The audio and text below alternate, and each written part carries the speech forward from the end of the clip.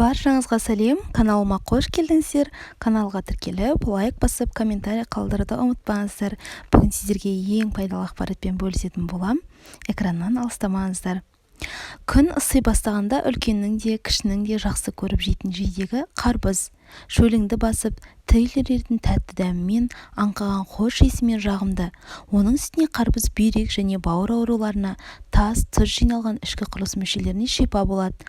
Қарбыз темірге бай, қан аздық кезінде пайдасы көп. Сонымен қатар, адам бойындағы артық холестеринді шығаруға, атеросклероз ауруына көмектеседі. Дәрігерлер жаз айында подагра, артрит, қант диабеті ауруларымен ауыратындардың ас мәзіріне қарбызды қосуды ұсынады. Семіздікпен күресетіндерге арналған қарбыз диетасы нәтижелі бола алатыны дәлелденген. Дүниежүзілік денсаулық сақтау ұйымының мәліметінше, ең жоғарғы деңгейдегі дәрумендердің барлығы қарбызда екен. Әдетте мұндай жағдай тек қызыл көкөністерде, жеміс-жидектерде кездеседі екен. Сонымен қатар қарбызда ликопен компоненті бар. Ол жүрекке, сүйекке пайдасы өте зор. Қарбыз шырынының қасиеттері мен қанықтығы оны көптеген ауруларға ем болатын дәмді халықтық дәрі-дәрмек етті. Мысалы, ол атеросклероз, артрит, құяң және қант диабеті сынды ауруларды емдеуге үлкен көмек бола алады. Қан қысымы жоғары адамдарға және цистит, простатит сынды аурулардан зардап шегетін адамдарға қарбыз шырынын жиі ішу ұсынылады. Адам ағзасына қажетті бір күндік магнийді бар жоғы 150 грамм қарбыз қамтамасыз ете алады екен. Өйткені оның құрамында магний өте көп. Сондықтан артериялық қан қысымы бар жандарға оны ас мәзіріне міндетті түрде қосуы керек. Сондай-ақ қарбыз адам бойындағы холестерин шығарады, жүрек қан тамырлары ауруларына шалдыққандарға пайдалы. Қарбыздың ерекшелігі сол, оның шырынында табиғи қышқылдар мен тұздар болмайды. Қарбыздың құрамындағы дәрумендер мен қышқылдар, кератин мен басқа да пайдалы элементтер адам ағзасындағы зат алмасу үрдісін жақсартып, оның тазаруына септігін тигізеді. Әсіресе ағзадағы қышқыл мен зиянды қалдықтар жинайтын өт пен бүйректің тазаруына көп әсер етеді.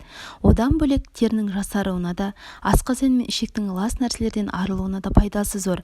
Мәселен, дененің жарақаттанған жеріне қарбыздың жұмсағын жақса, тез жазылады әрі жасарып шыға келеді. Ал қарбыздың дәнегінде жасартуға көмектесетін Е дәрумені мен жасартатын қышқылы көп болғандықтан, тері мен беттегі әжімнің тарылуына, оның жоғалуына, ағарып қара дақтардың кетуіне пайдасын тигізеді. Безгек ауруына шалдыққандар қарбыздың сусын ретінде қолданса болады. Тіпті қарбыз көздің көру қабілеті мен мидың белсенділігін арттырып, ультракүлгін сәуледен қорғай алады. Оның құрамындағы С, А дәрумендерінің адам ағзасына пайдасы мол. Қарбыздың қабығы мен бас ауруын лезде жазып алуға, дәнін қайнатып сусын ретінде қолдануға да болады. Калориясыз тәтті қарбыздың ағзаға тигізер пайдасы көп. Диетологтар қарбызды құнды диеталық тағам ретінде ұсынады, алайда күніне 2 килограммнан артық қолдануға болмайды. Қарбыздың емдік қасиеті туралы ең алғаш арабтар анықтаған. Олар тамақтың алдында қарбыз жеген адамның ағзасы толығымен тазарады деп сенген. Медицина мамандары да қарбыздың аурудан айықтыратын қасиеті бар екенін дәлелдеген. Ресми медицинада қарбыздың тек дәнегі қолданылады. Одан алынған май сығындысы бүйрек ауруларын емдейді. Аталған май зәр қышқылы мен несеп айдауға тез әсер етіп, бүйректі құмнан тазартады. Алайда бұл дәрі-дәрмекті дәрігердің арнайы нұсқаулығымен ғана пайдалануға болады. Қарбыздың майегі мен қабығын көптеген елдер халықтық медицинада игілігіне жаратады. Жоғарыда айтылғандай, мұнда да ең алдымен қарбыздың несеп айдау әсері бірінші кезекте тұрады. Емшілердің айтуынша қарбыз ісінуді, жүрек пен бүйрек ауруларын, гипертония мен іш қатуды жеңілдетеді екен. Пайдалы саналатын кез келген тағам шамадан тыс тұтынғанда зиян тигізетіні жалпыға белгілі. Жас баладан кәріге дейін сүйсініп жейтін бұл жемістің де адам ағзасына қандай зияны бар екенін диетологтар былайша түсіндіреді. Қарбыз толығымен дерлік судан тұрып, калориялы өте төмен болғандықтан, оны шексіз мөлшерде жеуге болады деген жаңсақ түсінік. Бірақ бұл дұрыс емес. Қарбыз майегі қарапайым көмірсуларға бай. Сондықтан бұл гликемиялық көрсеткіш жоғарылатылады. Одан пайда болған қантты кетіру үшін ағза көп су жұмсайды.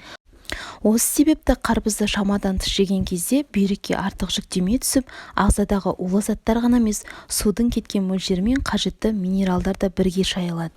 Қарбыз бұл жақсы несеп айдаушы. Дәл осы үшін оның несептас ауруы бар адамдарға жеуге кеңес берілмейді.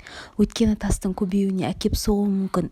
Сондай-ақ жүктіліктің соңғы мерзімде жүрген әйелдерге мейлінше бас тартуды ұсынамыз. Яғни бұл жағдайда онсыз да дәретханаға жиі баратын жандарды 2 есе жүгірте түспек.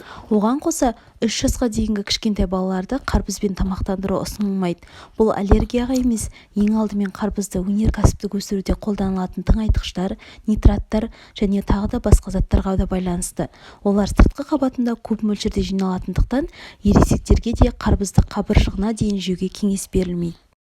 Күннің ыстығында да ұзақ тұрып қалған қарбыз да адам ағзасына зиян келтіріп, түрлі ауруларға себепші болады. Сондықтан қарбыз таңдауда да аса сақтық танытқан жөн. Көп адамдар қарбыздың дәнінің көп болмаған дұрыс деп ойлайды. Алайда бұл қате тұжырым. Қарбыздың дәндерінің көп болуы оның табиғи ортада өсірілгенін аңғартады. Және қарбыздың дәндері ақ емес, қара қоңыр түсті, жетілген болуы керек. Қып-қызыл, тым тәтті қарбыздарда денсаулыққа зиян. Табиғи жолмен өсірілген қарбыздар әсіресе қызыл болмауы керек. Осымен бүгін сіздерге дайындаған қарбыз туралы ақпаратым тамам. Өздеріңізге керек жерлерін түртіп алып, пайдалы жақтарын естеріңізге сақтап алыңыздар.